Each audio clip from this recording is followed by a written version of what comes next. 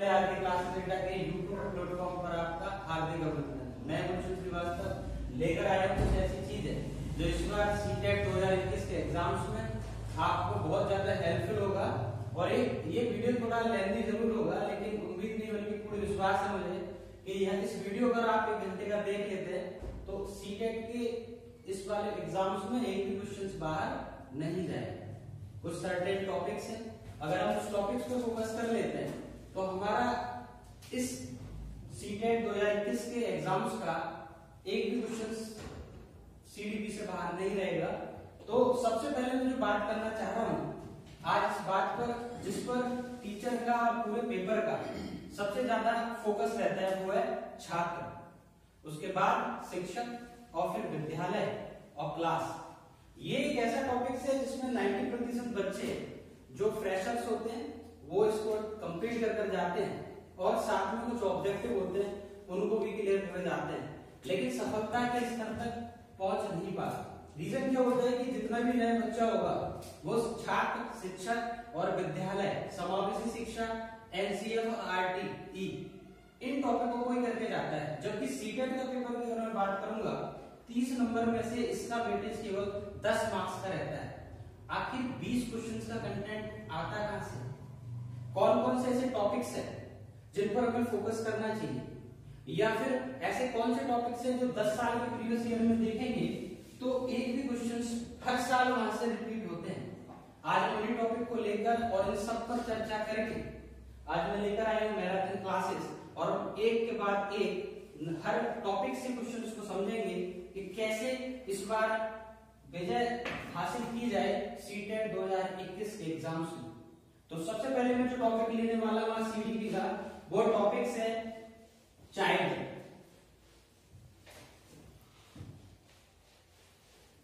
Now we will started my first topic is child.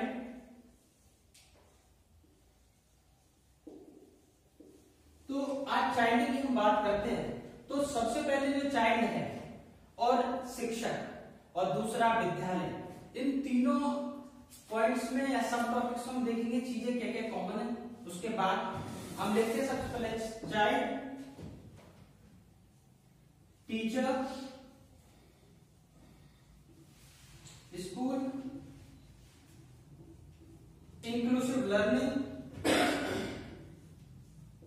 NCF, right to education. ठीक,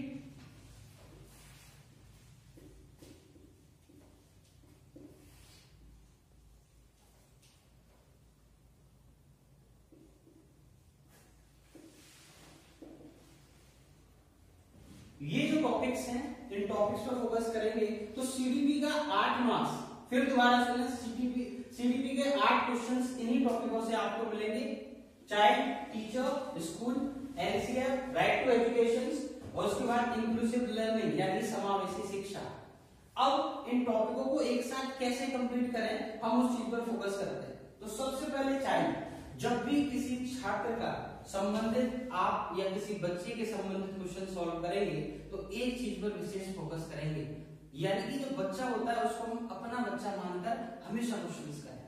सोचिए जरा, अगर आपका बच्चा हो तो और वो गलती करे तो क्या हम उसको एक्सेप्ट करते हैं? नहीं एक्सेप्ट करते। जैसे क्वेश्चन बनता है पेपर में, एक बच्चा है वो गणित के सवाल सॉल्व नहीं कर पाता है, ऑप्शंस बनता है कि बच्चा मैथ में कमजोर है। दूसरा क्वेश्चन बनता है कि बच्चे को मैथ समझ में नहीं आता है ना, या सीडीपी के क्वेश्चन किसी भी टॉपिक से ले सकता है। अच्छा, सबसे पहले इस बात पे फोकस करेंगे, ये जो टॉपिक्स हैं वो पांचों सब्जेक्ट के पैडागॉजी के किसी भी पोर्शंस में देखने को मिलता है। सीडीपी के साथ साथ और जो टॉपिक्स है ईवीएस हो गया, वहां से भी इन चीजों पर काम करेगा, है ना। तो अब जो चाइल्ड की बात कर रहा था तो वहां पे सबसे मेन क्या होता है, 4 ऑप्शन दे रखा होता है। बच्चा कमजोर है सब्जेक्ट में, या बच्चे को सब्जेक्ट समझ में नहीं आता है, या फिर बच्चा पढ़ने योग्य नहीं है, या फिर चौथा पॉइंट जो होगा वो ये होगा कि विद्यालय में उसको जो पढ़ाया गया वो तरीका गलत है। तो इस कंडीशंस में अगर हम ये मानते चलेंगे कि हमारा बच्चा कभी गलत हो नहीं सकता, तो उस कंडीशन में बच्चे के पॉजिटिव हित मिलेंगे, क्योंकि इंक्लूसिव लर्निंग जो भी है वो चाइल्ड सेंटर्ड है, और चाइल्ड में कभी बच्चा नहीं होता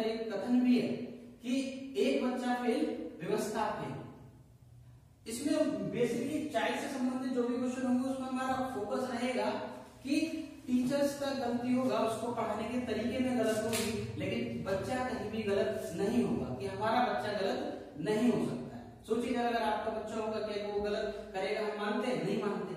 तो उसी प्रकार से हम अपने बच्चों को कभी कमजोर नहीं समझेंगे। क्लियर? उम्मीद है चाइल्ड से जो भी क्वेश्चंस बनते हैं इस फॉर्मेट के आप उसको सॉल्व कर पाएंगे। दूसरा हम उठाते हैं शिक्षक को। शिक्षक में आप हमेशा फोकस करें, अभी सीटेट है, उसके बाद सुपरटेट है, और उसके बाद आप भविष्य के भावी शिक्षक हैं। जब आप शिक्षक बनेंगे तो उसमें क्या होगा, आप एक आइडियल प्रतिभा, एक प्रतिमान की तरह चलेंगे कि मैं भविष्य में इस तरीके का शिक्षक बनूं, यानी कि आइडियल टीचर। अपने आप को मेंटेन करें कि मैं जो शिक्षक हूं एक भावी शिक्षक हूं, बच्चों का सुविधा लाता हूं, सुगम करता हूं, उनको व्यवस्था देने वाला हूं। आप अगर सपोज टीचर हो तो क्या करेंगे, बच्चे के हित में बहुत सारी सुविधाएं प्रोवाइड करेंगे उसको। दृष्टिबाधित अगर बच्चे अल्प दृष्टिबाधित आपकी क्लास में बैठे हैं तो आप क्या करेंगे, उनको संसाधन जुटाएंगे जिससे उनको पढ़ाई में रुचि मिले, या फिर उनको प्रोत्साहित करेंगे, है ना। इस तरीके की जो भी एक आइडियल शिक्षक के गुण होते हैं उन सारे तरीकों से बच्चों को अधिक से अधिक क्या करेंगे, शिक्षा देने की कोशिश करेंगे। क्लियर?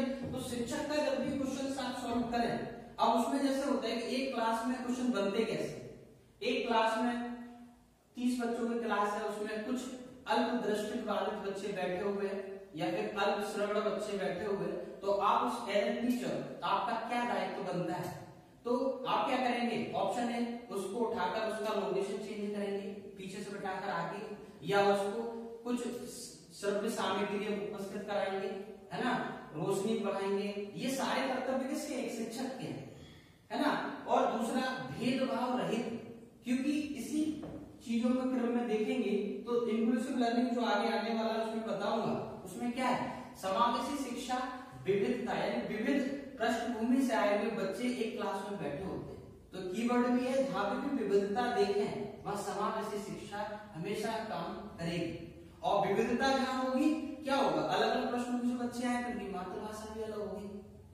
और एक शिक्षक के दायित्व से अगर मातृभाषा अलग है तो हमें घबराना नहीं है, हमें उनकी मातृभाषा को संसाधन के रूप में प्रस्तुत करना है, यानी कि उनको ग्रहण करना है और उनको डिफरेंट तरीके से समझाएंगे। ठीक है, तो अभी हम बात कर लेते हैं शिक्षक की। तो एक भावी और एक आइडियल शिक्षक के जो गुण होते हैं उनको समझ अपने विकसित करते हुए शिक्षक के क्वेश्चंस को सॉल्व करेंगे। तीसरा हम पकड़ते हैं स्कूल पर यानी विद्यालय पर। तो विद्यालय के रिगार्डिंग में अगर बात करता हूं तो विद्यालय कैसा होना चाहिए, है ना, या उसमें विद्यालय मतलब होता है कि विद्यालय की हमने देखा है सामान्यकरण की बच्चे की क्या है, गौड़ इकाई है, द्वितीय इकाई है विद्यालय। क्वेश्चन बनता है सीटेट में बहुत बार आया है कि बच्चे की प्राथमिक इकाई क्या है, उसका परिवार, और द्वितीय इकाई क्या है, विद्यालय। और विद्यालय में मानना जाता है कि विद्यालय में जो भी क्लासेस होगा वो कैसी होनी चाहिए, समावेशी, इंक्लूसिव, जिसमें विभिन्न पृष्ठभूमि से आए हुए बच्चे एक क्लास में बैठे। और विविधता से हमारा एक क्वेश्चन और भी यहाँ से बना है, वो क्या कि आप एक शिक्षक के नाते क्लास में किस तरीके के एग्जाम्पल देना चाहेंगे, जैसे गैर एग्जाम्पल या शैक्षिक एग्जाम्पल। तो उसका आंसर होगा दोनों, क्योंकि जितने डिफरेंट तरीके से आप बच्चों को समझाने में सफल साबित होंगे उतना ही बच्चा अधिक से अधिक सीखेगा और आपका आउटपुट मैक्सिमम देगा। वे क्लास जो विद्यालय में चल रही है उसको सफल बनाने की कोशिश करेगा। ठीक है, तो उम्मीद है विद्यालय से क्वेश्चन जो भी आए तो उसमें देखें आप विविधता, आंसर सही होगा। दूसरा डिफरेंट मातृभाषा से आए हुए हैं, वो भी आंसर सही होगा। तीसरा एज ए टीचर आप डिफरेंट और विविधता को देखते हुए उसको कैसे करेंगे, एक संसाधन के रूप में उसको बच्चे की भावनाओं को ग्रहण करेंगे।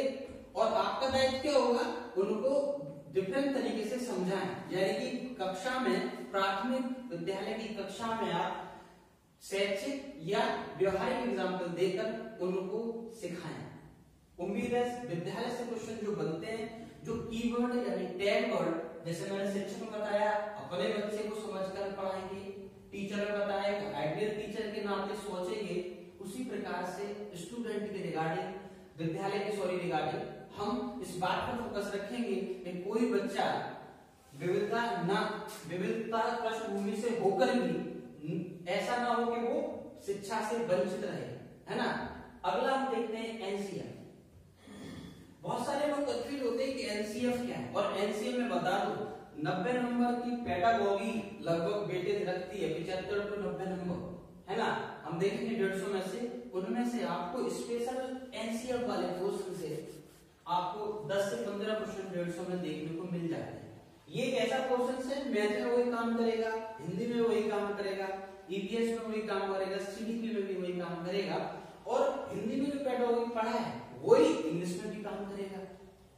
बात समझ रहे हैं। तो सबसे मेन क्या है, एनसीएफ जो पोर्शंस है उसको अगर 7-8 पॉइंट अगर हम माइंड में रख लें तो हमारा ये टॉपिक्स कहीं हद तक क्लियर हो जाएगा। जैसे एनसीएफ से क्वेश्चन बनता है कि नेशनल करिकुलम फ्रेमवर्क 2005, इसमें क्या होता है, इसमें एक तरीका बताया गया है कैसे हम बच्चों को पढ़ाएंगे, एक क्रमबद्ध शिक्षा, एक लैब है, किस तरीके से उन चीजों का क्या क्या सब्जेक्ट में होना चाहिए, उस चीजों पे डिस्कशन किया गया है एनसीएफ में। राइट टू एजुकेशन, ठीक है, राइट टू एजुकेशन 2009, ये यूपीटेट में भी आता है और सीटेट में भी। सीटेट में इसलिए इंपोर्टेंट बनता है क्योंकि 90% बच्चे करते क्या है कि राइट टू एजुकेशन 2009 लिखा होने की वजह से क्वेश्चन आता है कि राइट टू एजुकेशन कब लागू हुआ, तो 2009 पे टिक मार देते हैं, जबकि ऐसा नहीं है। एक्चुअल में बात करेंगे इसका, तो ये जो लागू हुआ था 1 अप्रैल 2010 को लागू हुआ था। कब हुआ था? 1 अप्रैल 2010 को लागू हुआ था। दूसरा यहां से क्वेश्चन बनता है, राइट टू शिक्षा का अधिकार किस आर्टिकल के तहत आता है, तो मैं देख सकता हूं 21A के अंतर्गत। एक बार सीटेट में और भी क्वेश्चन यहां से बना है, वो ये बना है राइट टू एजुकेशन से कि अल्पदृष्टि बाधित बच्चों के लिए कितनी उम्र रखी गई है, तो इसमें अधिकार में रखा गया है 6 से 18 वर्ष। लेकिन जब हम सामान्य बालक की बात करते हैं तो ये उम्र सीमा होती है 6 से 14 वर्ष। ये दोनों ही उम्र थोड़ा डिफरेंस है, ये थोड़ा अल्पदृष्टि बाधित बच्चों के लिए, और ये 6 से 14 वर्ष वाले बच्चों के लिए, सामान्य बच्चों के लिए राइट टू एजुकेशन का इसमें वर्गीकृत किया गया है कि ये अधिकार इन बच्चों को मिलना चाहिए। उम्मीद है एनसीएफ राइट टू एजुकेशन से समझ में आया होगा। अब छोटा सा सब टॉपिक मैंने एक साथ जो लिए है 5-6 करने का, मेरा मोटिव यही है क्योंकि टोटल 18 टॉपिक है सीडीपी में, तो थोड़ा थोड़ा ऐसा क्यों दे दिया जाए जिससे कि आप 20+ स्कोर बड़े आराम से कर सकें। और ये आप मान लीजिएगा कि इन 18 क्वेश्चन से पेपर बाहर नहीं जाता। अगला टॉपिक है इंक्लूसिव लर्निंग यानी समावेशी शिक्षा। तो समावेशी शिक्षा में जैसे मैंने बीच में डिस्कस किया था, जब विद्यार्थी पढ़ा रहा था, शिक्षक पढ़ा रहा था, स्कूल्स पढ़ाया था, एनसीएफ पढ़ाया, राइट टू एजुकेशन किया, इन सबका ही मोटिव जितना ये पोर्शन है, इन सबका उद्देश्य विद्यालय के अंदर समावेशी शिक्षा प्रदान करना ही है। जी हाँ, इन सबका क्या है उद्देश्य, एक समावेशी शिक्षा इंक्लूसिव लर्निंग ही बच्चों को देने का मुख्य उद्देश्य है। अब ये कैसे, वो देखिए क्लियर हो रहा है। समावेशी शिक्षा वो होती है जिसमें अलग अलग पृष्ठभूमि से आए हुए बच्चे क्लास में बैठते हैं, टीचर उनको विभिन्न गतिविधियों के द्वारा या विभिन्न उदाहरणों के द्वारा उनकी जिज्ञासाओं को, उनकी ज्ञान से उनके डाउट को दूर करता है और उनकी मातृभाषा को एक संसाधन के रूप में ग्रहण करता है, उसको माइंड करते हुए आगे चीजें समझाता है। उम्मीद है मैं छोटे से कुछ पॉइंट बताता हूं जिनसे इन टॉपिक से आगे सारे क्वेश्चन क्लियर होंगे और आपके सीडीपी के ही क्वेश्चंस में से 6 से 7 क्वेश्चन आपके इस टॉपिक से, पहले टॉपिक से क्लियर होगा। कैसे? व्यक्तिगत भिन्नता दिखाई दे, संसाधन दिखाई दे, या फिर दूसरा मैं बात कर लेता हूं अपना बच्चा, आइडियल स्टूडेंट, समावेशी कक्षा, एनसीएफ के rule regulations, right to education कब लागू हुआ, क्या इसके उद्देश्य थे, किस आर्टिकल के तहत इसको कंसीडर किया गया है, ये मेन कीवर्ड्स हैं। अगर इतना भी आपका समावेशी शिक्षा में विविध प्लेटफॉर्म से आए हुए हैं, उनकी मातृभाषा को संसाधन के रूप में लेंगे, या फिर दूसरा कैसे उनको समझाएंगे, और सबसे बड़ा रोल शिक्षक का या एनसीएफ का क्लास में प्राथमिक विद्यालय में शिक्षक का सबसे बड़ा गुण होता है। ये भी सीटेट में आया हुआ है, गौर दीजिएगा। टीचर का सबसे बड़ा जो गुण होता है वो है धैर्य, पेशेंस। शिक्षक का सबसे बड़ा गुण जो रहेगा वो ये कक्षा में धैर्य बनाना, पेशेंस भी रखना। ये पूछ लेता है शिक्षक का मुख्य कौन सा गुण है, ये पूछ लेता है। और भी सारे क्वेश्चन है, जैसे कि बच्चे की प्राथमिक इकाई सामान्यीकरण की मुख्य इकाई कौन सी है, परिवार। द्वितीय इकाई कहे या गौड़ इकाई के बात एक ही है, मतलब विद्यालय। उम्मीद है समझ में आया होगा पहला टॉपिक्स। अब मैं दूसरे टॉपिक से बढ़ता हूं। यहां से अगर 30 में से आपका मिनिमम लेकर चलता हूं तो 5 मार्क्स आपका कवर हो चुका है। वैसे मैक्सिमम ये 7 से 8 मार्क्स तक जाता है, लेकिन 5 मार्क्स फिर भी लेकर मैं यहां तक कवर मान के चलता हूं। दूसरा टॉपिक्स यानी कि मैं लिखने वाला हूं वो उस पर हम फोकस करेंगे, जिसका नाम है अधिगम अक्षमता।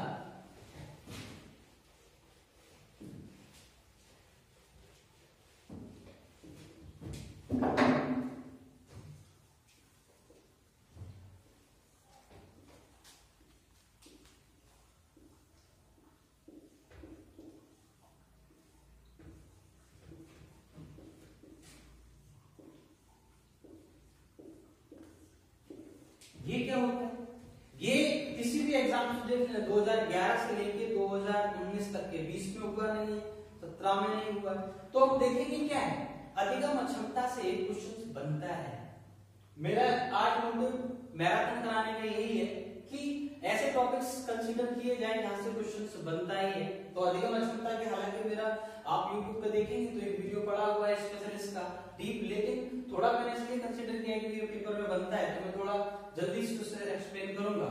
जैसे कैलकुलिया में कैलकुलेटर वर्ड देखने को मिलेगा, यानी कैलकुलेटर से क्या करते हैं, गणित करते हैं, तो वो गणित संबंधी विकार होगा।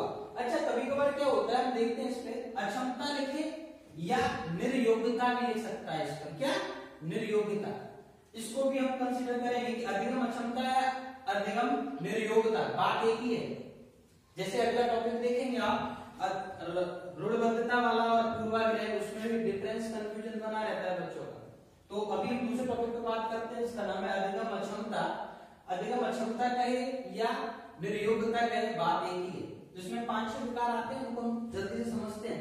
पहला कैलकुलिया, जिसमें कैलकु वर्ड मिलेगा, तुरंत वहां से पकड़ो और सीधा गणित से संबंधित उसको लगा दो। दूसरा आता है अफेजिया। जब हम बोलते हैं, जैसे मैं अभी आपको डिक्टेट कर रहा हूं, आप देख रहे होंगे, तो उसमें क्या है, आप मेरी फेस की तरफ देख रहे हैं। अफेजिया यानी फेस, तो यहाँ भी फेस आता है, मैं बोल रहा हूं, तो अफेजिया रिलेटेड होगा उच्चारण से या बोलने से। कैलकुलेटर होगा गणित से, अफेजिया होगा बोलने से। क्लियर, उम्मीद है समझ पा रहे होंगे आप। अगला आ रहा है डिसलेक्सिया। डिसलेक्सिया ला आ रहा है, ला आता है तो पठन विकार होता है, यानी कि एक जगह एल आ, तो एल से मैंने क्या किया है ना, ला से होता है एल और आर मतलब होता है रीडिंग। तो डिसलेक्सिया यहाँ पर भी लिखे एल दिखाई दे ल, यानी कि वो किससे होगा, रीडिंग से, यानी पढ़ने से। उम्मीद है समझ में आया होगा। लास्ट हम देख लेते हैं इसी प्रकार से प्रेक्सिया। प्रेक्सिया क्या है, रा उड़ रहा है नीचे, वो किससे होगा, लिखने से। डिस्ग्राफिया, ग्राफ नीचे रा उड़ रहा है, किससे होगा, लिखने से। ग्राफ हम लिखते हैं तो ग्राफ नीचे रा उड़ रहा है, यानी ग्राफिया। तो ये 5 विकार है। एक और बनता है जिसको गति कौशल से विकास रिगार्डिंग उसका आता है, उसको भी हम देख लेंगे। अगला उम्मीद है यहाँ से 1 मार्क्स पक्का होगा आपका दूसरे टॉपिक से। अब फटाफट में आगे के टॉपिक्स बहुत है, तो इसलिए ज्यादा टाइम वेस्ट ना करते हुए तीसरे टॉपिक की तरफ बढ़ता हूं, जिसका नाम है ऋणबद्धता या लिंग पूर्वाग्रह। जॉट करती जाइए, आप पॉइंट बना सकते हैं, कॉपी पे लिख सकते हैं, बार बार वीडियो को पीछे देख सकते हैं, आपको क्वेश्चन यहाँ से देखने को मिलेगा। और तीसरा जो टॉपिक है वहां से भी हर एग्जाम्स में आपको देखने जिसका नाम है लिंग ऋणबद्धता या लिंग पूर्वाग्रह।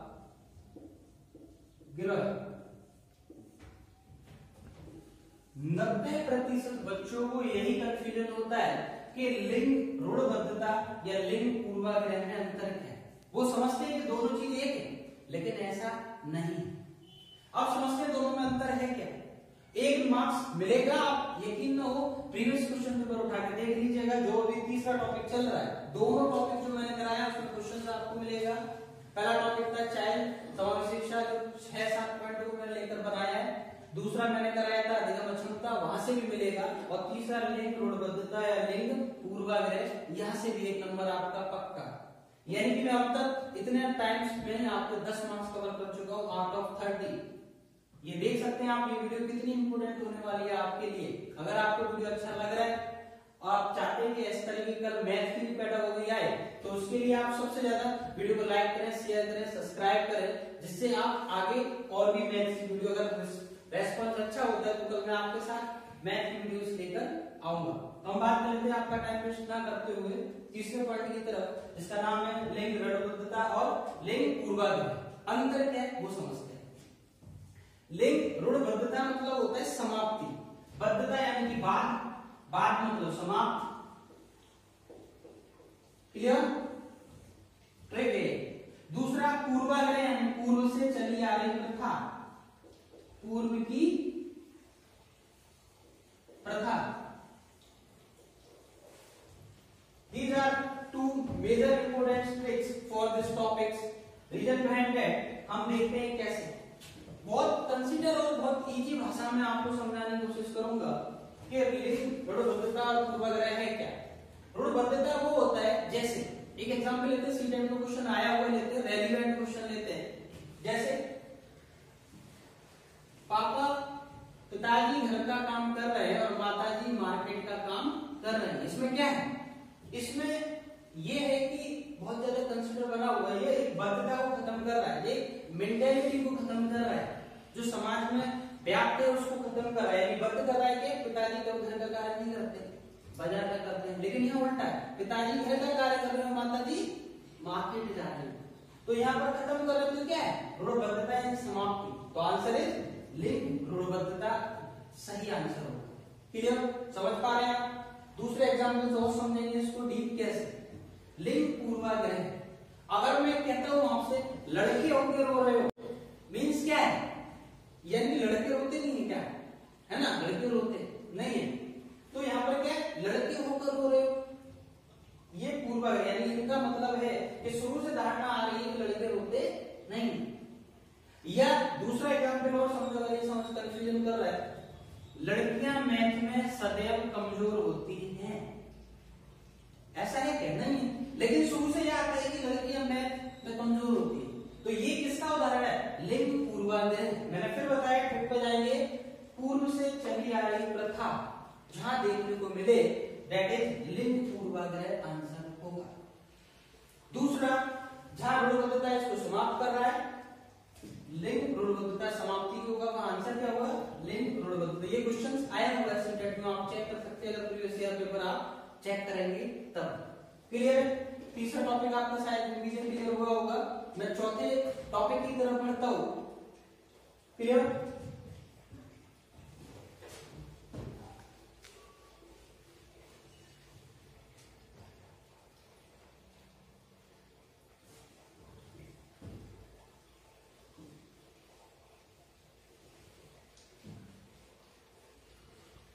चौथा टॉपिक है अधिगम स्थानांतरण।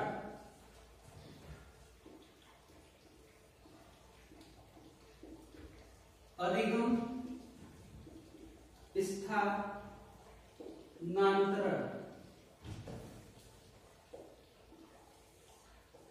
ये क्या चीज है? इंग्लिश में बात करूं तो इसको बोलते हैं ट्रांसफर ऑफ लर्निंग। उम्मीद है समझ पा रहे होंगे। अधिगम स्थानांतरण मैं बात करूं, अधिगम स्थानांतरण की इंग्लिश में बात करूं तो ट्रांसफर ऑफ लर्निंग, ये 3 तरीके से चलता है। प्लस पहला धनात्मक स्थानांतरण, दूसरा ऋणात्मक स्थानांतरण और तीसरा शून्य स्थानांतरण। ये होता क्या हम समझते हैं। मैं ट्रैक पे जा रहा हूँ, सीधा डिस्ट्रैक्ट में ज्यादा बात नहीं करूंगा क्योंकि टाइम कम है और वीडियो लेंथी होती जा रही है, मुझे पता है, लेकिन 14 टॉपिक चल रहा है, 18 टॉपिक कंप्लीट कर दें। अगर सीडीपी में आपको 25 प्लस एक ही दिन में चाहिए तब, है ना। तो हम चौथे टॉपिक की बात करते हैं स्थानांतरण, जिसके 3 टाइप है। पहला प्लस स्थानांतरण यानी धनात्मक स्थानांतरण, तीसरा नकारात्मक स्थानांतरण और चौथा शून्य स्थानांतरण। देखो ट्रांसफर क्या होता है, जब आप जॉब करेंगे टीचिंग की तो एक स्थान से दूसरी जगह आपका ट्रांसफर हो जाता है, वो जॉब ट्रांसफर होता है। लर्निंग ट्रांसफर की बात करूंगा तो क्या होता है, जब एक क्षेत्र का ज्ञान दूसरे क्षेत्र के ज्ञान में यूटिलाइज होता है तो वो क्या होता है, धनात्मक स्थानांतरण होता है। जैसे आप सपोज कक्षा में गए और वहां पर आप इंग्लिश की तैयारी करके गए, राइट, इंग्लिश की तैयारी करके गए और आपको दूसरा हिंदी का ही सब्जेक्ट मिल जाए, सोशल साइंस का, तो कहीं ना कहीं हद तक क्या होगा, वो आपको आपका थोड़ा मदद करेगा। जैसे सपोज मैं सीडीपी पेडागोजी पढ़ा रहा हूँ, सबसे बेस्ट एग्जांपल बिहारी एग्जाम के द्वारा हम समझते हैं धनात्मक स्थानांतरण क्या होता है। मैं सीडीपी की पेडागोजी पढ़ा रहा हूँ, ये कहीं ना कहीं हद तक आपका ईवीएस की पेडागोजी, हिंदी की पेडागोजी, है ना, इनका भी क्या करेगी, एक सपोर्ट करेगी, कहीं ना कहीं तो आपको उसकी भी तैयारी करा रही है 5 मार्क्स का। तो एक विषय का ज्ञान दूसरे विषय के ज्ञान में यूटिलाइज हो रहा है, इसी को हम कहते हैं धनात्मक स्थानांतरण। समझ पाए होंगे, यानी कि एक विषय का ज्ञान दूसरे में सहायता करे,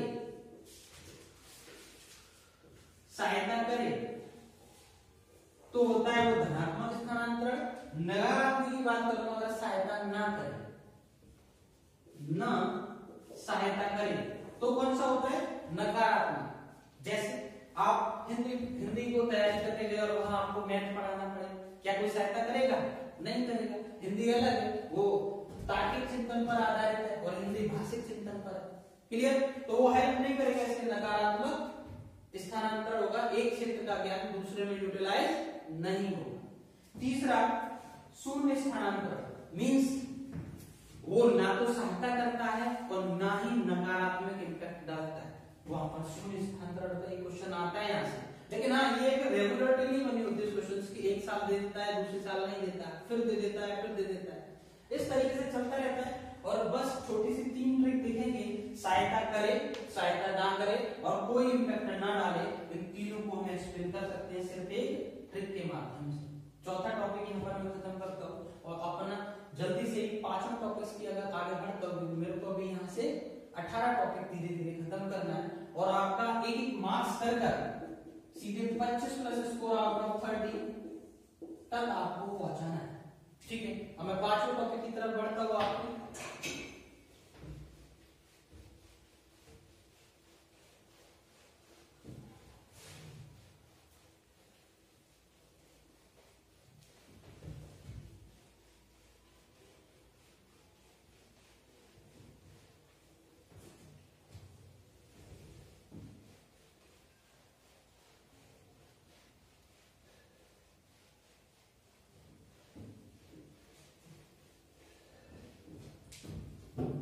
आकलन, अब हम बात कर रहे हैं आगे मूल्यांकन की बात कर लेता हूँ, क्योंकि मैं वो टॉपिक उठा रहा हूँ, हालांकि ये आगे सीडीपी में, लेकिन मैं देखता हूँ कि मार्क्स कहां से बनता है।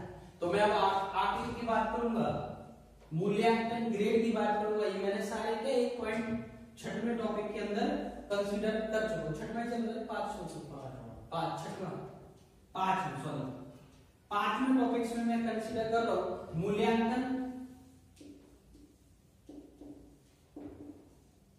कॉमा आकलन, तीसरा ग्रेड, चौथा असेसमेंट। बात वही है, मूल्यांकन, आकलन, ग्रेड, ठीक है। अब क्या होता है, तीनों को मैं देखता हूं, थोड़ा इनका ब्रीफ चलेंगे, क्योंकि यहाँ से क्वेश्चन बनता है। कुछ मेजरमेंट है कि इनके द्वारा मापते हैं, उनको भी हम टेस्ट को देखेंगे। Now we will start at 5 topics number 5 और आपका कंसीडर करते हैं क्या, मूल्यांकन क्या है, आकलन क्या है और ग्रेड क्या है, ठीक है। तो मूल्यांकन हम देखते हैं, जो भी सबसे पहले अंतर आकलन और मूल्यांकन में होता है। मैं स्टार्ट करता हूं पहले आकलन से। आकलन के लिए, मेजरमेंट के लिए दो तरीके हैं। पहला फॉर्मेटिव असेसमेंट होता है और दूसरा सम्मेटिव असेसमेंट होता है। सम्मेटिव और फॉर्मेटिव क्या होता है हम उसको समझते हैं। फॉर्मेटिव जो असेसमेंट होता है, फॉर्मेटिव में ये होता है जो भी क्लासेस में एक्टिविटी चलती है, छोटा सा टेस्ट ले लिया, मौखिक ओरली किसी बच्चे से पूछ लिए, तो ये समावेशी शिक्षा के क्या है, पार्ट। और ऐसा हो जाता है एक साल में 4 बच्चे के फॉर्मेटिव असेसमेंट होते हैं, लेकिन 3 महीने वाले एग्जाम्स होते हैं, छोटे छोटे क्विज होते हैं, क्वेरीज होते हैं, वो फॉर्मेटिव के अंतर्गत आते हैं। और सम्मेटिव में अर्धवार्षिक और वार्षिक परीक्षा होती है, साल में पूरे सत्र में 2 बार कंसीडर होता है, जो 3-3 घंटे के एग्जाम्स होते हैं। ऐसे फॉर्मेटिव असेसमेंट और ऐसे सम्मेटिव असेसमेंट, ये क्या है अब इनसे देखते हैं, कहीं हद तक आगे देखेंगे। सीसी है ना, और एसबीए दोनों जुड़े हुए हैं। एसबीए क्या होता है, school based assessment. School based assessment में ये दोनों चीजें आ जाती है ना। अब एसबीए क्या होता है, फुल फॉर्म भी कभी कभी पूछ लेते हैं, स्कूल बेस्ड असेसमेंट, और उसमें 2 प्रकार का होता है, फॉर्मेटिव और दूसरा सम्मेटिव। फॉर्मेटिव असेसमेंट होते हैं छोटे छोटे बच्चे क्लास के दौरान करते रहते हैं। हमारी समावेशी शिक्षा की भी यह मांग है कि समावेशी कक्षा में छोटे छोटे टाइप के क्वेश्चंस होते रहे। जैसे कि एग्जाम, जिससे क्या होता है बच्चों का सतत और व्यापक मूल्यांकन, मैं बात कर रहा हूँ सतत और व्यापक मूल्यांकन लगातार बनता है और बच्चे का समय समय पर चीजें इम्प्लीमेंट होती रहे। तो सम्मेटिव असेसमेंट और इनके द्वारा होते रहे। हिंदी में आता है फॉर्मेटिव, तो सह शैक्षिक आकलन भी इसको बोलते हैं। ये पेडागोजी है, कंप्लीट का क्लियर। दूसरा सम्मेटिव असेसमेंट में देखेंगे 3 घंटे का होता है, जो एग्जाम होता है उम्मीद है आकलन थोड़ा बहुत कवर होगा, आप समझ में आएगा थ्योरेटिकल। अब क्वेश्चंस की बात कर लेते हैं, कैसे यहाँ से क्वेश्चंस बनता है। आकलन से आपको क्वेश्चन देखने को मिलेगा। सीखने के लिए आकलन किस टाइप के होते हैं देखो, एक A B C D. CDP के साथ साथ ये इंग्लिश का पेडागोजी का भी पार्ट क्लियर करता है। वो कैसे, क्वेश्चन मिलेगा सीखने, आकलन इंपोर्टेंट है, डैश करके सीखने के लिए आकलन, सीखने का आकलन, सीखने के रूप में आकलन, समझिएगा, और सीखने से आकलन। इस तरह के पॉइंट आपको देखने मिलेंगे। के लिए के रूप, इंग्लिश में बात करेंगे तो के रूप की जगह के रूप में एस का प्रयोग करेगा। सीखने का आकलन की बात करेंगे, असेसमेंट ऑफ करेगा, यहाँ पर ऑफ का प्रयोग करेगा, और के लिए फॉर यूज करेगा। इस तरीके के क्वेश्चंस होते गए, हम जिनका अर्थ समझते हैं। एक क्वेश्चन हर साल हर एग्जाम में देखते हैं आकलन से इस टाइप का, लेकिन अर्थ नहीं समझ पाते, क्यों ऐसा बोला जाता है। तो मैं आपको हल्का सा बताऊंगा। अगर अभी कक्षा चल रही है, थोड़ा हम देखते हैं, नाइट क्लास है, अभी टाइम हो रहा है, मैं बात करूं 10 बजे के लगभग टाइम हो रहा है, आप देख सकते हैं। फिर भी सीटेट को इंपोर्टेंट देखते हुए हम आपके लिए रात में भी नाइट क्लास स्टार्ट कर रहे हैं। आप देख रहे हैं बच्चों के लिए डेडिकेशन, उसकी क्लास के लिए इंपोर्टेंस कितना चल रहा है कि अपना थोड़ा कीमती वक्त निकाल कर भी आप लोग इस चीज को देखेंगे। उम्मीद है, जबकि पूर्ण विश्वास है मेरे को, इस तरीके के आपके एग्जाम्स में भी ये क्वेश्चंस बहुत ज्यादा सपोर्ट करेंगे। ठीक है, तो हम बात कर रहे थे आकलन पर, और आकलन के 4 पॉइंट पर। सीखने के लिए आकलन, सीखने का आकलन, सीखने के रूप में आकलन, इनका अर्थ होता क्या और कैसे एग्जाम्स में समझेंगे। 90% पेपर में जो क्वेश्चन सही होता है वो सीखने के लिए आकलन सही होता है। इंग्लिश में आएगा तो के लिए की जगह फॉर का यूज कर देगा, का की जगह ऑफ कर देगा, के रूप की जगह as. Assessment of learning, assessment for learning, assessment as learning और असेसमेंट एट लर्निंग। अब क्या होता है, जब कोई कक्षा में चल रही पढ़ाई के दौरान अगर कोई कार्य चल रहा होता है तो सीखने के लिए आकलन होता है। वहां आंसर क्या होगा, पढ़ाई के दौरान हो रहा है तो सीखने के लिए होता है।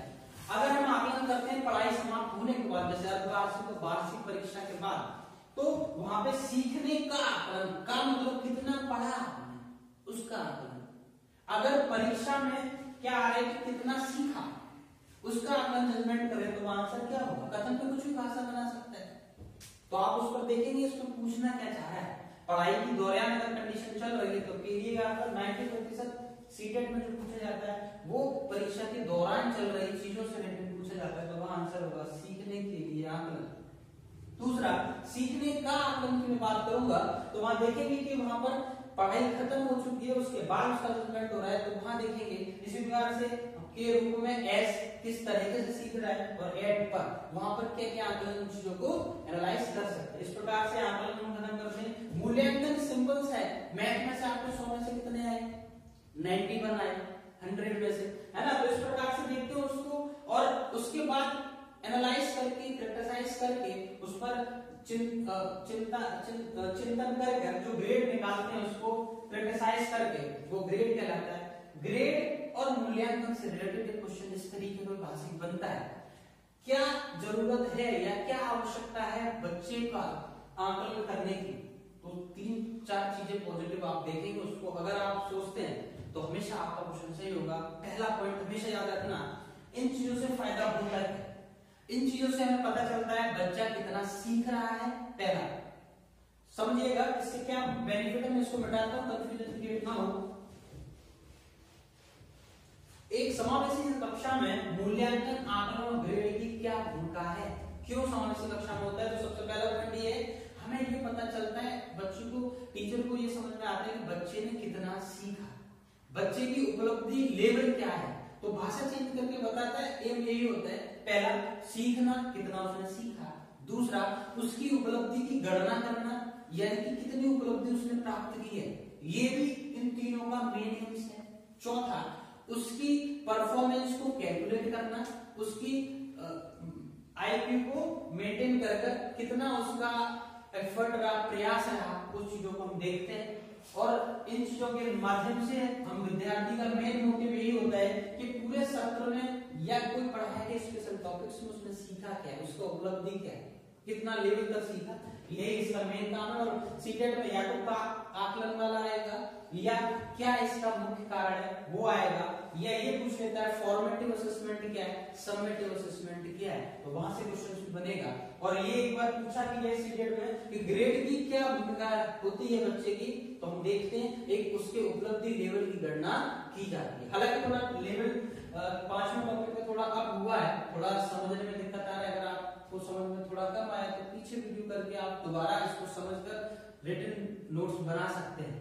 5वां टॉपिक इस प्रकार से मैं खत्म करता हूँ, 6वें टॉपिक की तरफ बढ़ता हूँ, बहुत ही इंपॉर्टेंट है और आपको यहाँ से क्वेश्चंस 100% मिलेगा, लिख सकते हैं आप, यहाँ से कोई नहीं पूछता क्वेश्चन मिलेगा। अब तक मैंने 5 टॉपिक कराए, आज तक हम 11 से 12 स्कोर पहुंच चुके हैं, आप तो 30। उम्मीद है थोड़ी देर में देखेंगे कैसे 25+ निकलते हैं। फिर दोबारा कहता हूँ मैं, जिसको अच्छा लग रहा है वो लाइक करें, शेयर करें, सब्सक्राइब करें, क्योंकि आप जितना सपोर्ट हमें करेंगे कल उतना ही हम आपको मैथ के लिए अच्छे से अच्छे कंटेंट देंगे। और उम्मीद है, मुझे पूरा विश्वास है कि आपको समझ में आएगा और आप इस एग्जाम्स में सफल होंगे। Now we will start at 6 minute topics. Topic name is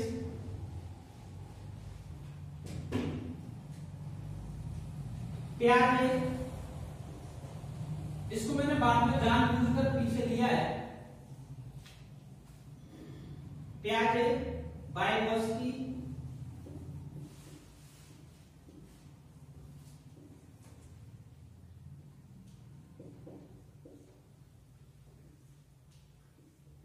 Chomsky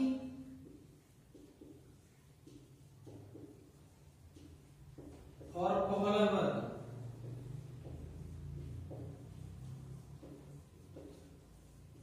सिद्धांत से वीडियो में देखेंगे तो बहुत सारे सिद्धांत हैं और मैंने जानबूझकर इसको 6वें नंबर टॉपिक में रखा है। उसका रीजन क्या है वो भी आपको देखने को मिलेगा।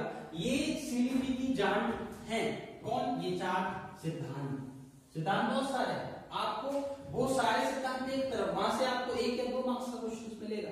लेकिन सिद्धांत से 4 सिद्धांत है, जिसमें से मैक्सिमम तो चारों सिद्धांत से 1 नंबर का आएगा तो 4 मार्क्स क्लियर होंगे। लेकिन मैं फिर भी यहाँ से मिनिमम 3 मार्क्स लेकर चलता हूँ फॉर सीटेट एग्जामिनेशन। अभी हम देखते हैं 6वां टॉपिक चल रहा है और 3 मार्क्स यहाँ से ऐड होंगे, 11 तक हम पहुंच चुके हैं, यानी 14 मार्क्स तक हम आउट ऑफ 30 कवर कर चुके हैं। क्लियर है? अब मैं बात करता हूँ, फटाफट समझाता हूँ चारों होते क्या है, कहाँ तक आता है। पूरा प्यारे पढ़ने की जरूरत नहीं है। सीटेट में प्यारे कभी और 2 क्वेश्चन रखता है स्पेशली इससे, तो 2 पार्ट हैं प्यारे के। पहला नॉर्मल पार्ट, स्टेजों के बारे में पूछ लेगा, कितना कितना एजेस है उसका, बस तो स्पाइस गुण कितना है, किसी ने बेस पर दिया, संज्ञानात्मक कॉग्निटिव पे दिया है। और दूसरा आता है अनुकूल समायोजन या आत्मीय चिंतन से, वो थोड़ा डीप जाता है क्वेश्चंस, वहां पर भाषा बनती है ना, वो भी मैं थोड़ा बता दूंगा जल्दी से। हम तीनों चारों को देखेंगे, इनसे क्वेश्चन बनता है। तो सबसे पहले उठाऊंगा प्याजे। Now we will start in प्याजे। और 90% बच्चा जो सीडीपी पढ़ रहा है, ये अभी पेपर देने वाला है, अगर उसने 2 दिन पहले भी नोट्स खोला है तो प्याजे को जरूर पढ़ के जाता है ना। लेकिन अब थोड़ा पेपर का लेवल हाई हो चुका है, तो यहाँ से डीप भी क्वेश्चन पूछ लेते हैं। हालांकि मैं जो पढ़ा रहा हूँ वहां से बाहर नहीं जाएगा इन चारों टॉपिक्स। तो मैं बात करता हूँ प्याजे के सिद्धांत की। तो प्याजे के सिद्धांत में बोला गया, हम उस पर बात करते हैं। तो प्याजे के सिद्धांत की बात करूं तब हम देखते हैं, सबसे पहले इसकी 4 अवस्थाएं कर लो, और अवस्थाओं का लेकर मैं बताना चाहूंगा, इनकी 4 स्टेजों को इंग्लिश में याद करें। जी हाँ, यह स्टेज के 2-2, 3-3 नाम है, तो आपको लास्ट टाइम पर मैं इतना ही कहना चाहूंगा, 4 का इंग्लिश में नाम याद रखें। सेंसरी मोटर्स, हम बहुत फटाफट याद करेंगे। सेंसरी मोटर्स पहली स्टेज, सेंसरी मोटर्स। दूसरी स्टेज क्या है ना, उसके बारे में बात करेंगे। फिर तीसरी स्टेज, चौथी स्टेज, ठीक है। तो पहली सेंसरी मोटर्स है ना, तो उसमें देखते हैं क्या होता है। उसमें सेंसरी मोटर्स में 0 से 2 वर्ष की बच्चे को लिया जाता है, शिशुअवस्था के बच्चों को लिया जाता है। इसमें सबसे ज्यादा इंपोर्टेंट है, जो भी लक्षण 0 से 2 बच्चे होते हैं वो सब सेंसरी मोटर्स के अंदर आते हैं, ठीक है। अब उसमें क्या होता है, सबसे इंपोर्टेंट जो क्वेश्चन बनेगा, वस्तु स्थायित्व गुण। पहली स्टेज, 4 स्टेज है, पहली, दूसरी, तीसरी और चौथी, ठीक है। पहली है सेंसरी मोटर, एसएम कर दो। दूसरा स्टेज है कॉन्क्रीट, तीसरी है ऑपरेशनल कॉन्क्रीट स्टेज, सॉरी दूसरा, और चौथी है फॉर्मल, ठीक है। पहली स्टेज में देखेंगे वस्तु स्थायित्व गुण,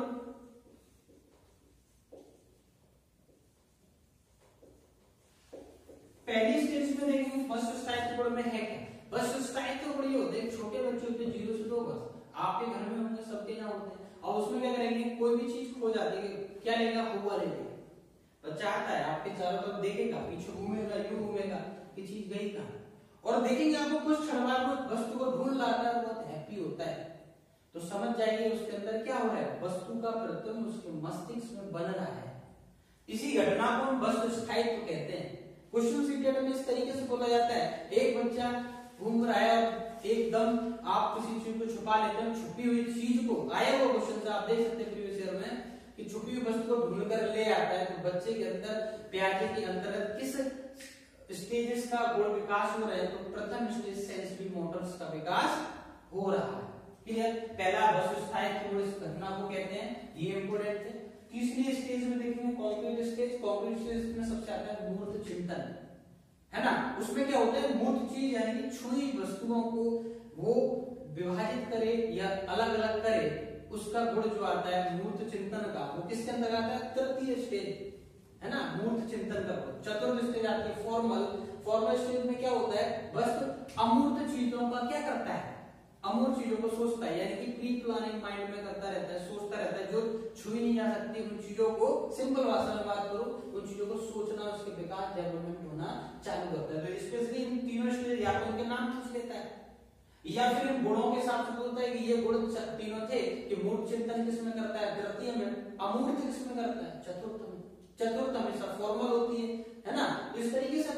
और उनका टाइम पीरियड पूछ लेता है, 0 से 2 वर्ष, फिर 2 से 7 वर्ष, 7 से 11 वर्ष, 11 से 15 वर्ष, इस तरीके से उसने टाइम फ्रेम भी दे रखे हैं। क्वेश्चन डायरेक्ट भी पूछ लेता है कि प्याजे ने किसका सिद्धांत दिया, संज्ञानात्मक विकास का सिद्धांत दिया है। इसी को क्या बोला है, संज्ञा कॉग्निटिव डेवलपमेंट थ्योरी दी है, और इसको हम क्या बोलते हैं, संज्ञानात्मक विकास के सिद्धांत भी बोलते हैं। उम्मीद है समझ पा रहे होंगे क्या कहना चाह रहा हूं मैं। चारों स्टेज से क्वेश्चन एक आएगा। क्वेश्चन घुमा के बोलता है कि मैथ में भी यहां से पूछ लेता है, अभी देखा नहीं किस तरीके से, कि गणित में आप बहुत सारे खिलौने पेडागोजी में देख लेते अभी कि बच्चों को बहुत सारे आपने खिलौने दे दिए और उनसे कहते गुड़िया गुड़िया एक साइड करो और बॉल बॉल एक साइड करो। बच्चे क्या करता है, उन चीजों को गुड़िया गुड़िया उठाकर साइड रखता है, खिलौने अलग अलग साइड से कर देता है। आप समझ जाएंगे वो क्या कर रहा है, वस्तु को छू रहा है, छू रहा है तो उसमें कौन सा विकास हो रहा है, मूर्त चिंतन का विकास हो रहा है। यानी प्याजे किस अवस्था में, तृतीय कॉन्क्रीट स्टेज में वो आ चुका है। और जब उसे माइंड मेकअप की बात करेगा मस्तिष्क में तो चतुर्थ स्टेज में होगा। कुछ नहीं, इंपल्स आए 3 पॉइंट है बस। तो इसका एक मूल चिंतन, अमूल चिंतन। आगे में और इससे आगे स्टेज बढ़ूंगा प्यारे की, तो इस सिद्धांत से थोड़ा ले लिया गया है। एक और मैं देखता हूं दूसरा पार्ट इसका बोलते हुए थोड़ा डीप क्वेश्चन पूछेगा, तो छोटा छोटा सा है, मैं देखता हूं यहां पर अनुकूलन, सामीकरण और समायोजन। और ये क्या है, सामीकरण। देखो आत्मीकरण यहां से सीटेट में आया इसका क्वेश्चन से, और समायोजन क्या होता है, अनुकूल क्या होता है। आप देख सकते हैं बच्चे क्या करते हैं, वातावरण से स्वयं क्या करते हैं, अनुकूल करता है, उसकी परिस्थिति के अंदर चेंज होता है तो उसे अनुकूलन बोलते हैं। ठीक है, अगर हम समझते हैं सामीकरण क्या है, इसमें यह है कि एक ज्ञान से जब बच्चा दूसरे ज्ञान से कनेक्ट होता है तो उसे सामीकरण बोलते हैं। जैसे समझते हैं कैसे, अगर बच्चा घूम रहा होता है, कुत्ते को देखता है, उसमें 4 पैर हैं, उसके छोटा है, तभी वो देखता है, तो उसमें देखते हैं बच्चे के अंदर क्या है, माँ से पूछते हैं क्या है, तो माँ कहती है बच्चे डॉगी है ना, तो वो क्या आएगा, तो डॉगी। वो सोच लेता है ठीक है, जिसकी 4 टांगें होती है वो क्या होता है, डॉगी होता है, छोटा वाला। अब क्या होता है, कुछ दिन बाद वो लेब्राडोर को देखता है और वो यूं शेर की तरह, वो कहता है ये क्या है, तो ये भी डॉगी है। तो अच्छा वो समझ लेता है, माँ ने पहले बताया क्या 4 टांग इसकी भी उसकी है, तो डॉगी है, ये भी डॉगी वो भी डॉगी। अब उसने जो डेवलपमेंट किया है वो क्या किया है, बड़े डॉगी और छोटे डॉगी को लेकर, तो इसको क्या बोलते हैं, सामीकरण। आप देखेंगे पूर्व ज्ञान से उसमें ऐड कर लेता है, यानी पहले ज्ञान को दूसरे ज्ञान के साथ ऐड कर लेता है, इसी घटना को कहते हैं सामीकरण कहते हैं। ठीक है, अब होता है समायोजन। समायोजन किसको कहते हैं, समायोजन में विशेष हम देखेंगे तो सिंपल सा पाएंगे कि समायोजन क्या होता है, इसमें संशोधन, सा से समायोजन और सा से संशोधन। अब तीसरी कंडीशन बच्चे के साथ आती है, अब तक उसने डॉगी देखा था, फिर लेब्रा देखा था, अब उसने देखी बिल्ली, उसने भी देखा कि 4 पैर इसके भी हैं, तो ये भी क्या है, doggy will know this is cat, see it is cat. Cat मतलब क्या है, तो ये बिल्ली। अब उसने कैसे देखा कि इसकी मूंछ है, उसकी नहीं है, तो अब उसने थोड़ा कंसीडर कि अपने जो ज्ञान था जो सामने करने में देखा, तो तीसरी स्टेज में उसका संशोधन किया, यानी कि हर 4 पैर जिसको होते हैं वो डॉगी नहीं होता है, बिल्ली भी होती है। तो इस घटना को क्या करेंगे, समायोजन कहेंगे। और सबसे इंपॉर्टेंट 90% मैंने देखा है कि कंफ्यूजन रहता है कि सामीधारा क्या, सामीकरण में डिफरेंस क्या होता है। आत्मीकरण सामीकरण और आत्मीकरण दोनों इसके नाम है, दोनों एग्जाम्स में देखने को मिलता है। आत्मीकरण और समायोजन, इन दोनों को बीच को जो संतुलन बनाता है उसे सामीकरण कहते हैं। ये पूरा जो हिस्ट्री मैंने बताया है, ये 90% बहुत कम बताया जाता है क्लासेस में। रीजन क्या है, प्यारे का अगला पार्ट यहां से आता है। क्वेश्चन अगर डीप आएगा, टफ पेपर बनेगा प्यारे क्वेश्चन से, दूसरे क्वेश्चन की मांग करेगा प्रश्न पत्र, तो यहां से ही क्वेश्चंस देखने को मिलेगा। थोड़ा टफ था, लेंथी था, लेकिन क्वेश्चन बनता है इसलिए बताना भी जरूरी था। अब जो सिद्धांत आ रहे हैं वो छोटे छोटे, 1 नंबर मैंने यहां से पक्का करा दिया। दूसरा लेब-वाइगोत्स्की। लेब-वाइगोत्स्की किससे रिलेटेड है, समाज से रिलेटेड। सामाजिक सांस्कृतिक विकास का सिद्धांत किसने दिया, लेब-वाइगोत्स्की ने दिया। ठीक है ना। लैब कहाँ होती है, समाज में। अब आप किसी विद्यालय का है समाज में, और वहां की जो लैब से लैब यहाँ पर आ गया और लेब-वाइगोत्स्की आ गया, यानी सामाजिक से बच्चे जो सीख रहा है वो लेब-वाइगोत्स्की के अंदर आ रहा है ना। अगला समाज से, इसमें सबसे मेन क्या है कि जो बच्चा सीखता है उसमें समाज की विशेष भूमिका रहती है। सबसे मेन समाज को विशेष तवज्जो दिया गया है। और स्टेज में 3 अवस्थाएं हैं, pre concrete stage, concrete stage और post concrete stage. Question direct CTET में यही आता है कि अच्छा लड़का अच्छी लड़की कंसेप्ट किस स्टेज से है। हम देख रहे हैं वाइगोत्स्की लैब की बात आ रही है, लैब विद्यालय होता है, विद्यालय समाज में, विद्यालय लैब से हम कर सकते हैं समाज। तो समाज वाइगोत्स्की में 3 स्टेज हैं, प्री, कॉन्क्रीट और पोस्ट। तो उसमें देखेंगे जो बच्चा सीखेगा वो कहां से सीखेगा, यहीं से सीखेगा। अच्छा लड़का अच्छी लड़की की कंसेप्ट भी यहीं से सीखेगा। आगे हम बात कर लेते हैं चॉम्स्की की। तो चॉम्स्की में हम देखेंगे क्या, चॉम्स्की में भाषा डेवलपमेंट से क्वेश्चन बनता है। जैसे भाषा डेवलपमेंट से क्वेश्चन कहां से बनेगा, ये पूछ लेता है कि इंग्लिश में पेडागोगी में चॉम्स्की आएंगे, हिंदी में भी चॉम्स्की आएंगे, सीडीपी में भी चॉम्स्की आने के पूरे चांसेस रहते हैं कि भाषा का विकास किसके अंतर्गत हुआ है, चॉम्स्की जी ने किया है। एक इन्होंने कंसेप्ट की भाषा अर्जन इकाई है ना, अगर आप इंग्लिश की दे रहे हैं तो उसमें आता है एलएडी का खोज किसने किया या फिर किसने दिया है, लैंग्वेज एक्विजिशन डिवाइस किसने दिया है, भाषा अर्जन डिवाइस किसने दिया है। ठीक है, तो ये किसने किया है, चॉम्स्की। सीधा आंसर लगाएंगे, या भाषा का विकास किसने किया है, चॉम्स्की। एक क्या जगह और है, भाषा से पहले विचार आते हैं बच्चे के अंतर्गत, या नन्हे वैज्ञानिक भी किसने बोला है, प्याजे। ये यूपीटेट क्वेश्चन से अलग है, किसी डेट में ये नहीं पूछता है। चॉम्स्की का क्लियर हुआ। कॉलरबर्ग की बात करें, नैतिक विकास का नियम, इसमें 3 स्टेज है। पहली स्टेज में क्या करता है बच्चा, अपने आप को बोलता है। दूसरी स्टेज में पहली स्टेज में क्या रहता है, पहली स्टेज में सबसे ज्यादा बच्चा फैमिली की बात मानता है, मदर फादर की बात मानता है। दूसरी स्टेज में समाज की बात मानता है, और तीसरी स्टेज में देखता है कि अपनी ही विचारधाराओं पर कार्य करता है। जैसे सबसे पहले अब यहीं से क्वेश्चन उठा लेता है, अच्छा लगा, अच्छा लगी वाला भी कंसेप्ट। ये सारी चीजें सिद्धांत से क्वेश्चन बनेंगे, 3 क्वेश्चन मिनिमम यहाँ से आएंगे और हम उसको देखेंगे। Now we will started 6 topics, sorry.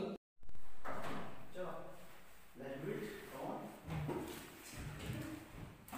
Hi guys, कैसे हैं आप लोग। मैं पार्ट 2 तीसरा पार्ट लेकर आया हूँ। लास्ट पार्ट में देखेंगे तो देखेंगे उसमें मैंने करा दिया था 7वें पार्ट तक, ठीक है, 6वें पार्ट तक करा दिया था, 7वां पार्ट स्टार्ट किया था, और 7वें पार्ट के लिए एक इंपोर्टेंट टॉपिक लेकर आया हूँ जिसका नाम है आनुवंशिक और वातावरण। यहाँ से क्वेश्चन हर बार सीटेट में देखने को मिलता है और 1 मार्क्स हम पक्का करेंगे। अभी तक हम जो पिछले कर चुके थे 14 और 3 17 नंबर का कवर अप कर चुके थे सीडीपी में। 30 में से कैसे 17 नंबर का कहां से क्वेश्चन आता है 6 टॉपिक से, वो लास्ट पिछले भागों में मैं आपको बता चुका हूं। 7वें टॉपिक से हम बात करेंगे और 18वें नंबर पर आते हैं तो हम देखेंगे 1 मार्क्स यहां से बनता है आनुवंशिक और वातावरण से। तो उसमें क्वेश्चन पूछा जाता है कि आनुवंशिक और वातावरण से किससे संबंधित है। इसमें कहता है कि व्यक्ति का विकास, हर बार आता है यहाँ से टॉपिक कैसा आता है वो ऑप्शन समझते हैं कि व्यक्ति का विकास डिपेंड करता है मानसिक लक्षणों पर, या दूसरा फिर आएगा व्यक्ति का जो विकास है वो वातावरण पर डिपेंड करता है, या फिर ये आता है कि आनुवंशिक और वातावरण का व्यक्ति के विकास पर कोई प्रभाव नहीं पड़ता, या ये आता है कि कुछ आनुवंशिक तथा कुछ अंतर्निहित इन दोनों का विकास होता है। एक चीज और गौर करने की बात है, 50-50% कभी नहीं होगा। व्यक्ति के विकास में आनुवंशिक तथा वातावरण दोनों का ही विशेष रोल होगा। अगर कोई हम बात करें प्रतिशत की तो कभी भी 50-50% नहीं होगा। व्यक्ति के विकास में कभी आनुवंशिक से मतलब होता है कि आइस कलर, हाइट बच्चे की वो आनुवंशिक लक्षण पर डिपेंड करता है। अगर आनुवंशिक जो विकास है कहीं हद तक वातावरण का विकास भी व्यक्ति के विकास में हेल्पफुल होता है। तो आनुवंशिक और वातावरण का विकास एक दूसरे पर अंतर्निहित है और दोनों का ही व्यक्ति के विकास में विशेष योगदान है। तो यहाँ पर हम मेन फोकस करने वाले हैं कि ऑप्शन जो देते हैं कि वातावरण पर डिपेंड करता है, पूर्णता है, ये भी गलत होगा। पूर्णता आनुवंशिक पर डिपेंड करता है, ये भी गलत होगा। तीसरा ऑप्शन अगर वो दे कि आनुवंशिक और वातावरण में समान दोनों ही कारक उपस्थित हैं, ये भी गलत होगा। और अगर ये आता है कि वातावरण तथा आनुवंशिक दोनों का ही मनुष्य के विकास में हेल्पफुल है, तो ये आंसर सही होगा। प्रतिशत निर्धारित है नहीं, कभी ज्यादा कभी कम, लेकिन दोनों का विकास यहाँ से होगा। उम्मीद है समझ पाए होंगे। 1 नंबर आपका पक्का। यहाँ से 4 ऑप्शन रखेगा, इसी तरीके से पूछता है। Now we started next topic. छोटे छोटे टॉपिक्स हैं हम कवर करेंगे। 8वें टॉपिक की तरफ एक चीज है संबंध। ये क्या चीज, देखो सीटेट संबंध से क्वेश्चन हर साल एक क्वेश्चन में रखेंगे। आप 2019 वाला सीटेट उठा के देखें तो आप उसमें देखेंगे सीटेट में क्या आता है, 3-4 पॉइंट को उठाता है और उन दोनों के बीच में संबंध पूछता है। जैसे 19 में भी आया था सीटेट में, उसमें क्या था, संवेग और संज्ञान में क्या संबंध है। उससे पहले देखेंगे तो अधिगम तथा अर्जन एक दूसरे से किस प्रकार संबंध है। इसी प्रकार से हम एक देखेंगे अर्जन और अधिगम में क्या संबंध है। इसी प्रकार से एक और क्वेश्चन बनता है वृद्धि और विकास में क्या संबंध है। तो इस तरीके से संबंध वाले क्वेश्चंस हमेशा सीटेट में एक क्वेश्चन पक्का रहता है। हम क्लियर कर सकते हैं कि 8वें नंबर टॉपिक से भी 1 नंबर आपको मिलता है, यानी 17 हो और 2 नंबर ये 19 number out of 30 we will connect there. जैसे हम बहुत जल्दी 20वें नंबर की तरफ कनेक्ट होने जा रहे हैं। अभी तक 19 नंबर का हम यहाँ पर 30 में से 19 नंबर का सीडीपी पुराने भागों को मिलाकर कवर कर चुके हैं और 8 टॉपिक पर यहाँ पर खत्म।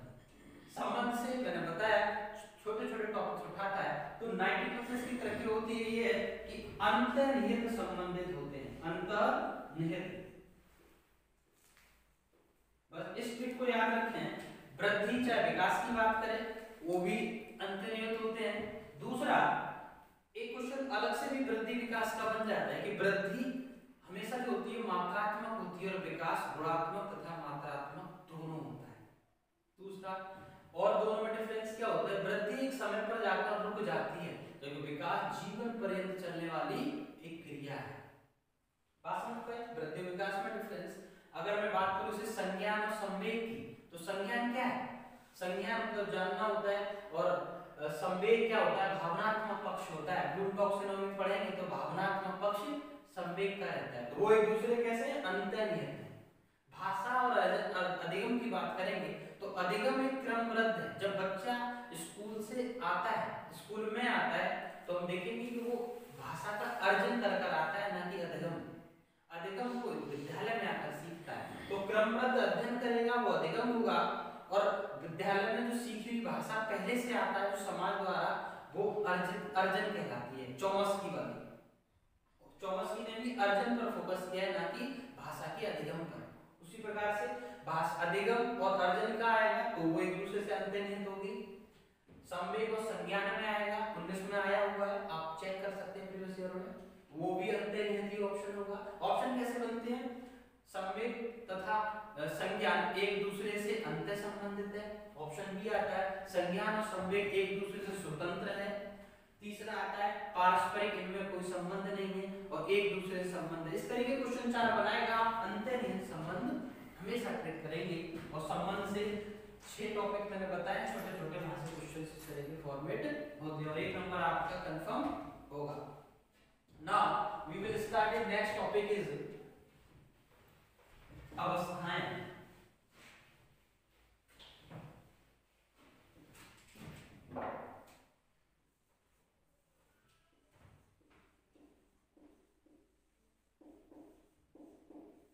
वैसे मैं बात करूं अवस्थाएं की तो अवस्थाएं बहुत अच्छे टॉपिक, छोटा और इजी टॉपिक्स है, लेकिन यहाँ से अवस्थाओं से क्वेश्चन बहुत रेयर में पूछता है। उनके नाम से क्वेश्चन पूछ लेता है, जैसे शैशवावस्था 0 से 2 वर्ष, बाल्यावस्था, किशोरावस्था, प्रौढ़ावस्था, ये अवस्थाएं होती हैं। तो सबसे इन चीजों में पढ़ना है क्या है, हालांकि हम विशेष पढ़ चुके हैं, लेकिन लास्ट टाइम पे जब मैराथन की बात हो रही है तो हम देखेंगे अवस्थाओं से क्वेश्चन जो आता है वो कैसा आता है।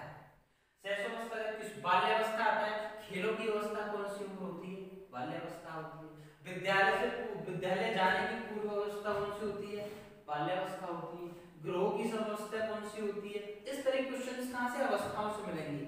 सुनहरी अवस्था किसको बोलते हैं, एडोसेंस, किशोरावस्था से बोलेंगे। आपको मैं बता दूं तो बाल्यावस्था या किशोरावस्था, इनसे क्वेश्चंस यहां से बनेगा। दूसरा मैं बात करूं तो एक क्वेश्चन आता है प्रतिभाशाली और सृजनात्मक बालकों में क्या डिफरेंस रहता है, या फिर उनसे संबंधित एक क्वेश्चन बनेगा। आईक्यू से क्वेश्चन बन जाएगा, उसका आईक्यू का एक बार सीटेट में पूछा भी था कि आईक्यू का फॉर्मूला क्या है, MA/CA × 100। ये बुद्धि क्वांटिटी, इंटेलिजेंस क्वांटिटी का होगा फॉर्मूला, बुद्धि लब्धि का फॉर्मूला MA/CA × 100। ये भी पूछा गया है। ये पूछ लेता है सामान्य व्यक्ति की, जो यूपीटेट वाले व्यक्ति की आईक्यू कितना होता है 90 से 110। प्रतिभाशाली की बात करता हूं तो प्रतिभाशाली बच्चे की 140 प्लस। ये कुछ मेन पॉइंट्स हैं, हम इसको देखेंगे। यहाँ पर आईक्यू लेवल कितना है, आईक्यू का सूत्र क्या है, प्रतिभाशाली बच्चे किसको कहते हैं, चिंतन से भी क्वेश्चन पूछ लेता है। प्रतिभाशाली में किस तरीके का चिंतन पाया जाता है ना, अभिसारी चिंतन पाया जाता है, और अपसारी किसमें पाया जाता है, सृजनात्मक में, क्रिएटिव बच्चों में पाया जाता है।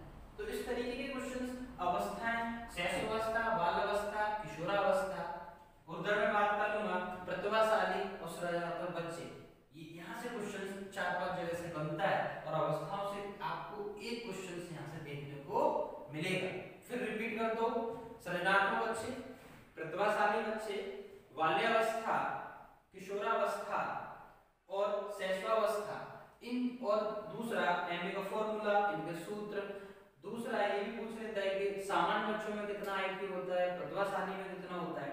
ये पूरा टॉपिक्स में बात करूं तो यहाँ से एक क्वेश्चन आपको जरूर देखने को मिलेगा। इस तरीके से हम 20 मार्क्स यहाँ पर कवर कर चुके हैं आउट ऑफ 30, और टॉपिक अभी हमारे हुए 9 टॉपिक्स में हम 20 नंबर की पेडागोजी कवर कर चुके हैं 30 में से। आपको चैनल अच्छा लग रहा है, आपको लगता है कि यहाँ से और कुछ फ्यूचर में सीखने को मिलेगा, मैथ की पेडागोजी के लिए मैं लेकर आऊंगा, अगर फीडबैक अच्छा रहता है तब तो मैं देखेंगे यहाँ से आपको और ज्यादा अच्छी चीजें सीखने को मिलेगी। चैनल को लाइक करें, शेयर करें, सब्सक्राइब करें। आप अगर चैनल पर न्यू है तो इसको रेड बटन डालकर सब्सक्राइब भी कर सकते हैं। अगला आप देखते हैं 10वां टॉपिक, यहाँ से 9 टॉपिक खत्म करेगा। अभी हम कहाँ तक 20 marks out of 30। Next topic 10वें टॉपिक की तरफ हम आगे बढ़ेंगे।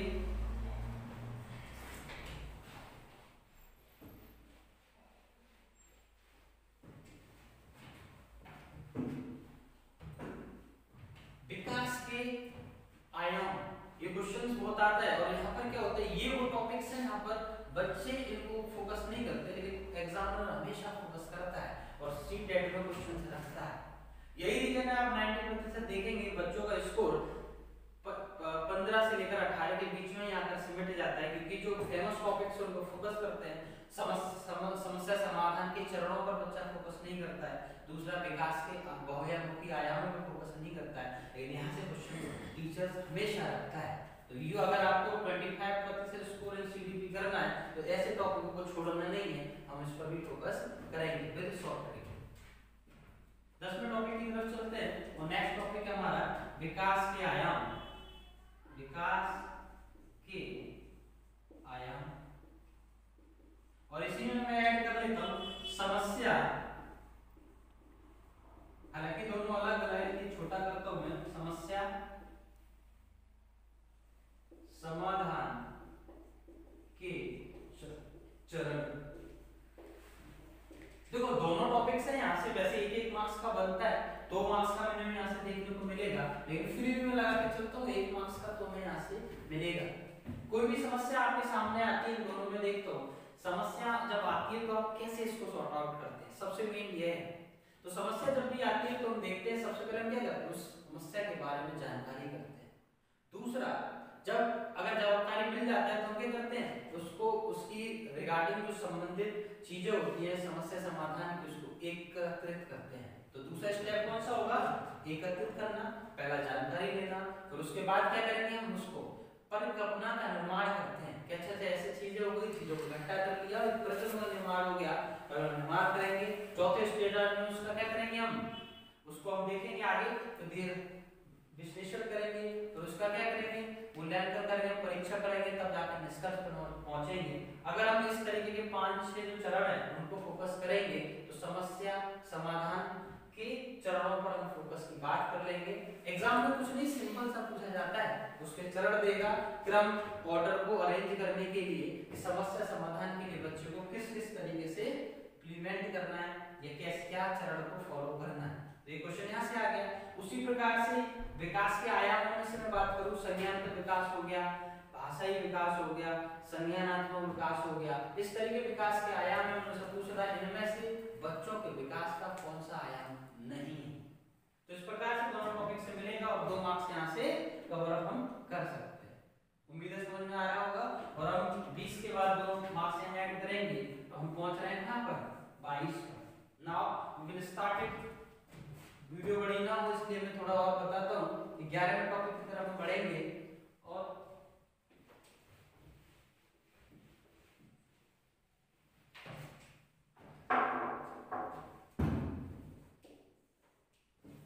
जिसका टॉपिक का नाम है अवप्रेरणा। ठीक है, अवप्रेरणा से हम बात क्या तात्पर्य है? अवप्रेरणा से तात्पर्य है मोटिवेशन। जब तक ये समावेशित शिक्षा में अवप्रेरणा नहीं होगी, बच्चे मोटिवेट नहीं होंगे, सक्रिय नहीं होंगे और एलसीएफ के रूल रेगुलेशन का पालन नहीं होगा। ये ऐसा टॉपिक है जो विद्यालय में शिक्षक के द्वारा क्लास में चीजों बच्चों को मोटिवेट रखने में, बच्चों को सक्रिय रखने में विशेष भूमिका रहती है। तो अवप्रेरणा या मोटिवेशन की मैं बात करता हूँ तो इस जगह हम देखेंगे बहुत सारी चीजें, जैसे क्वेश्चंस बनते हैं, बच्चे क्लास में क्या कर रहा है? सक्रिय रह रहा है ना, उसमें हेल्पफुल करता है। दूसरा, प्रोत्साहित करता है, करने में इसकी हेल्पफुल होता है। तीसरा, बच्चा कार्य में अपने में रुचि ले, वहां पे भी अवप्रेरणा मोटिवेशन सपोर्ट करता है। उसके साथ साथ हम देखेंगे यही क्वेश्चंस आपको ऑब्जेक्टिव फॉर्म में देखने को मिलेंगे कि अवप्रेरणा या मोटिवेशंस कहाँ-कहाँ हेल्पफुल है या मोटिवेशन साइकिल क्या है। यहाँ से भी उसको क्रम ऑर्डर करने के लिए दे दिया जाता है। तो हम अवप्रेरणा टॉपिक्स पे छोटा मेन करेंगे फोकस। तो सबसे मेन यही पॉइंट, की पॉइंट है हमारे, बच्चों में रुचि होती है, नंबर 1। नंबर 2, बच्ची में प्रोत्साहन डेवलपमेंट करने के लिए अगले और हम आगे बढ़ेंगे और क्या करेगा, बच्चे के अंदर क्या होगा? रुचि होगी, प्रोत्साहित होगा, आगे डेवलपमेंट होगा। तो अवप्रेरणा भी वहां पर करेगा। और समावेशी शिक्षा का जो मेन उद्देश्य है सभी को शिक्षा की धारा से जोड़ना, व्यक्तिगत भिन्नता को ध्यान में रखते हुए उनको अधिक से अधिक सिखाना, उसके हम सिद्धांत को भी क्या करेंगे, उसके उद्देश्य की भी पूर्ति मोटिवेशन के द्वारा या अवप्रेरणा के द्वारा हम सफल इसको कक्षा को बनाएंगे। अवप्रेरणा के बाद थोड़ा हम देखेंगे तो अवप्रेरणा में छोटा सा और आता है दंड और पुरस्कार। बाह्य कारण और आंतरिक कारण, ये सारे किसके हैं? अवप्रेरणा के पार्ट है। थोड़ा मैं बात कर लेता हूँ दंड और पुरस्कार पर। तो पुरस्कार क्या होता है? क्वेश्चन आता है सीटेट में, वहां से क्वेश्चन आएगा। जो पुरस्कार होता है बच्चे के विकास में किस तरीके से हेल्प करता है। ध्यान दीजिएगा, थोड़ा ये टॉपिक है अवप्रेरणा, हम थोड़ा डीप जा रहे हैं क्योंकि क्वेश्चन यहाँ से डीप बनता है। आपको अगर थोड़ा डीप पढ़ना है तो आप पीछे थोड़ा बैक कर सकते हैं। कुछ यहाँ छूट रहा है, समझ में आ रहा नहीं आ रहा है, आप थोड़ा वीडियो को पॉज करके आराम से अपने जॉट डाउन नोट्स बना सकते हैं क्योंकि टॉपिक बहुत इंपॉर्टेंट है। क्वेश्चन यहाँ से बनता है और बच्चे 90% जैसे टॉपिक्स को क्विक करते हैं, छोड़ते हैं, जिससे उनका स्कोर 25+ नहीं पहुंच पाता। तो हम बात कर रहे हैं बेटा की तो दंड और पुरस्कार की। तो पुरस्कार एक तरीके से बच्चे की लाइफ में पॉजिटिव आगे बढ़ाता है। हम इसलिए पुरस्कार देते हैं जिससे कि बच्चा क्या हो, मोटिवेट हो, प्रोत्साहित हो, रुचि के कार्य में, समाज में ऐसा फील करे मुझे एक सम्मान मिला हुआ है। इन सारी चीजों को आगे बढ़ाने के लिए आगे कार्यरत हो लगातार। तो वो क्या होते हैं, वो पुरस्कार उससे हेल्पफुल होता है। पुरस्कार भी 2 प्रकार का रहता है। वो कैसा होता है ना, तो उसको हम देखते हैं। कुछ पदों के रूप में पुरस्कृत किए जाते हैं, अच्छे मान प्रतिष्ठा वाले, और पुरस्कार देते भी समय अलग अलग चीजें होती है। ज्यादा कॉस्टली पुरस्कार का वो थ्योरेटिकल है, वो आप जब डीप हम लेसन पढ़ेंगे यहाँ वो उन चीजों को पढ़ने की अभी आवश्यकता मुझे नहीं लगती, फिर भी थोड़ा मैं आपको नॉलेज दिया हूँ। तो मेन आप फोकस रखें, पुरस्कार जो होता है धनात्मक होता है, बच्चे को मोटिवेट करता है। वहीं दूसरी तरफ की अगर पक्ष की बात करूंगा तो दंड नेगेटिव बचता है, और नेगेटिव जब आता है तो वो क्या करता है, हतोत्साहित बच्चे को करता है। लेकिन दंड में एक चीज और आता है, अगर हम सकारात्मक रूप से बच्चों के रूप में देखेंगे, बस इधर का क्वेश्चन पूछा गया था, दंड किस प्रकार का कार्य बच्चों के विकास में हेल्पफुल होता है ना। फिर समझिएगा दंड के रिगार्डिंग आया तो ये देखना, बच्चे की जो गलत विचारधाराएं बनी हुई हैं उसको समाप्ति के लिए दंड की सहायता से उन विचारधाराओं को खत्म हम करते हैं। जैसे कि बच्चों के दिमाग में प्रीफेरेंस होती है, गलत विचारधाराएं बनी जो होती हैं उनको नष्ट किया जाता है दंड देकर। आप क्लास में बैठे, बच्चे ने गलती करी, आपने उसको दंड दिया है, तो आप क्यों किया है? क्योंकि जो उसने गलत कंसेप्ट थी, जैसे कि प्लस का साइन ये था और बच्चे ने 3 + 4 जोड़ने की जगह 3 × 4 कर दिया, यानी प्लस कैसा है, ईस्ट और वैसा है, तो उसने घुमाकर उसको क्या समझ दिया, गुणा को जोड़ को गुणा समझ रखा है, प्लस को क्या कर दिया, डिवाइड कर गुणा मल्टीप्लाई कर दिया। तो इस तरीके के भ्रम को दूर करने के लिए आपको उसमें दंड दिया। तो इस तरीके क्वेश्चन पूछा गया सीटेट में कि दंड क्या करता है, बच्चे के दिमाग में बनी हुई गलत कंसेप्ट को भी खत्म करने में सहायता करता है। एक देखिए नकारात्मक होकर भी ये सकारात्मक का कार्य कर रहा है। तो ऐसे ऐसे थोड़े पॉइंट्स पर हम गौर करेंगे। आंतरिक और बाह्य मोटिवेशन आता है व्यक्तिगत में, तो उस पे भी थोड़ा नजर लगा लेते हैं। तो आंतरिक मोटिवेशन जो होता है उसमें 100% यानी 100% सफल होने की संभावना रहती है, जबकि बाह्य मोटिवेशन बाहरी चीजों को देखकर समय समय पर बच्चे के अंदर आता है और वो अधिक दूरी तक नहीं जाता, जिसमें सफलता होने के लिए बच्चों का कम चांसेस रहता है। क्लियर? आप समझ पा रहे होंगे। मोटिवेशन के साथ साथ मैंने यहाँ पर दंड और पुरस्कार की बात करी, आंतरिक और बाह्य कारणों की बात करी, दंड किस प्रकार से सहायता वो करता है उसकी बात करी। यहाँ से क्वेश्चन आपको 100% देखने को मिलेगा और हम इसको कंसीडर करेंगे। तो यहाँ पर आ जाकर 23 मार्क्स पर हम पहुंच जाते हैं, किसमें, आउट ऑफ 30। यहाँ पर देख सकते हैं 11वां टॉपिक खत्म हो चुका है और आउट ऑफ 30 हम 23 मार्क्स पर मिनिमम पहुंच चुके हैं। ठीक है, अब मैं 12 टॉपिक की तरफ पढ़ूंगा ऑपरेटर खत्म करने का। Any doubt? Now next my topic is बुद्धि।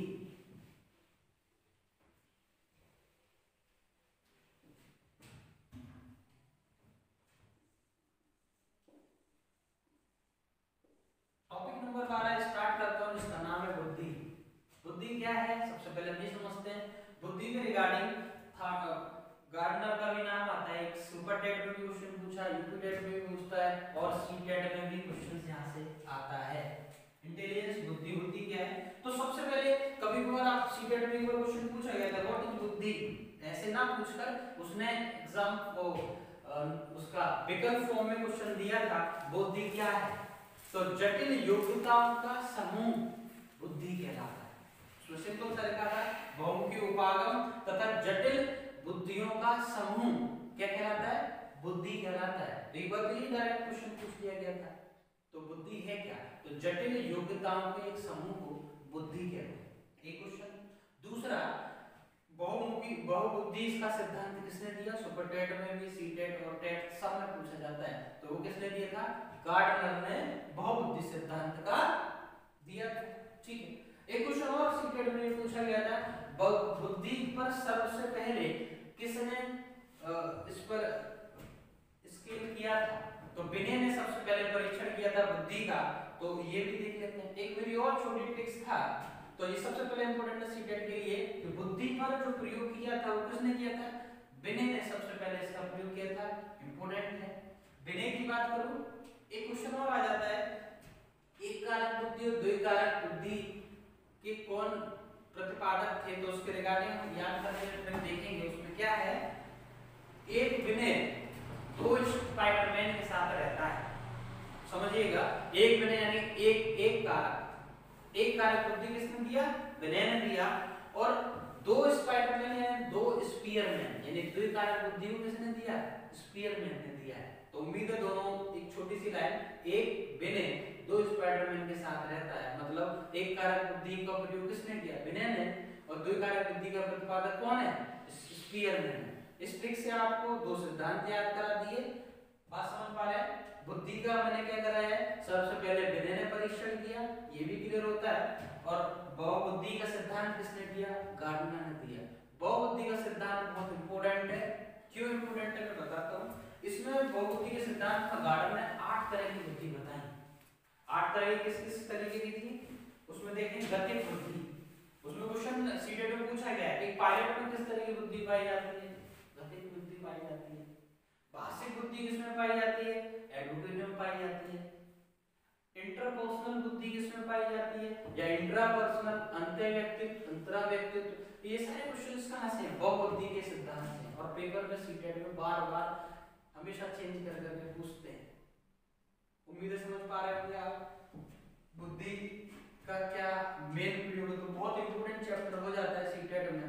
अवप्रेरणा टॉपिक हो गया, बुद्धि टॉपिक्स हो गया, यहाँ से आप विकास के आयाम टॉपिक हो गया, यहाँ से इक्वल्स को चुरा कर आप देखते जाएंगे। यहाँ से मिनिमम एक टॉपिक और मैं मान लेता हूँ।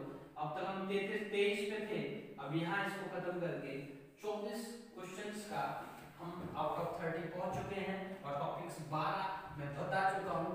थोड़ा डीप यहाँ पर बात नहीं कर सकते, ऑफलाइन बैचेस में मैं बताता हूँ। सारा डिक्टेट मैंने किया है अपने ऑफलाइन बैचों में, सारा कुछ डिस्क्राइब करके पढ़ाया है। उम्मीद है समझ पा रहे होंगे।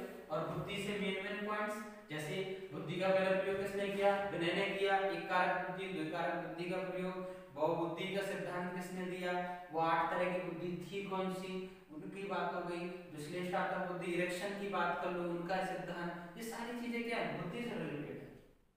आई थिंक समझ पाए होंगे कितना इंपॉर्टेंट बनता है सीटेट। मैराथन का मेन उद्देश्य आपको उन टॉपिक से अवगत कराना जो परीक्षा में क्वेश्चंस जहां से बनते हैं, कैसे आप 25+ स्कोर करें। ये मिनिमम 11 टॉपिक्स हुए और अब 24 तक स्कोर पहुंचे हैं। तो मेरा उद्देश्य है कि आप 30 आउट ऑफ 30 आपको टॉपिक देना, जिससे 22+ आप स्कोर सीडी पे बड़े आराम से कर सकें। 22 से 25+ स्कोर बड़े आराम से इसको पढ़कर आप कर सकते हैं। Now next topic is 30।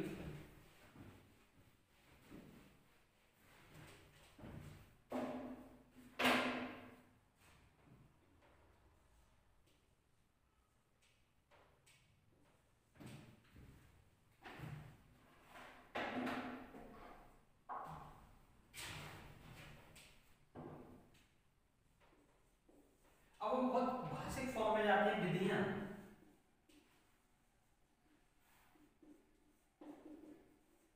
सबसे ज्यादा इंपॉर्टेंट सीडीपी में 2 विधियां हैं, आगमन विधि और निगमन विधि। आगमन विधि की मैं जब बात करूंगा तो आगमन विधि क्या होती है, निगमन क्या होती है। ना से निगमन और ना से नियम। जब भी पहले नियम दे बाद में उदाहरण की बात करें, हमेशा कौन सी विधि होगी, निगमन विधि होगी। दूसरा, आगमन मतलब आना, पहले मैथ के क्वेश्चन जब सॉल्व करते उससे पहले क्या आता है, उदाहरण आता है। तो उदाहरण पहले आए, नियम बाद में आ रहा है, तो कौन सी विधि का प्रयोग हो रहा है, आगमन विधि का। समझ पा रहे हैं आप। तो आगमन और निगमन विधियां क्या हैं, यहाँ से निकलती है। तो ये पूछ लेते हैं कि जो विशेषता है उसी पर लेकर भाषिक क्वेश्चन का डेवलपमेंट करता है और विकल्प यहाँ पर क्रिएट कर देता है कि कोई बच्चा क्लास में है और पहले क्या कर रहा है, एग्जाम्पल दे रहा है, उसके बाद नियम की तरफ बढ़ता है, तो वो किस विधि का प्रयोग कर रहा है, तो आंसर इज आगमन विधि का कर रहा है। तो विधियों से क्वेश्चन आता है और भी बहुत सारी विधियां हैं, 2 इंपॉर्टेंट विधियां हैं, आप मेथड से यहाँ से देख सकते हैं। दूसरा, विधियों से क्वेश्चन अलग सा बनता है। जैसे वैसे मैं बता चुका हूँ, पहला जो टॉपिक था चाइल्ड विद्यालय और उस तरीके का, सबसे इसी में मेंशन कर लूंगा। तो उसमें क्या है, कौन सा सर्वोत्तम तरीका है टीचर्स का इन 4 तरीके देकर बच्चों को सिखाने का। तो आप उस पे फोकस करेंगे, विशेष या बेस्ट तरीका कौन सा होगा,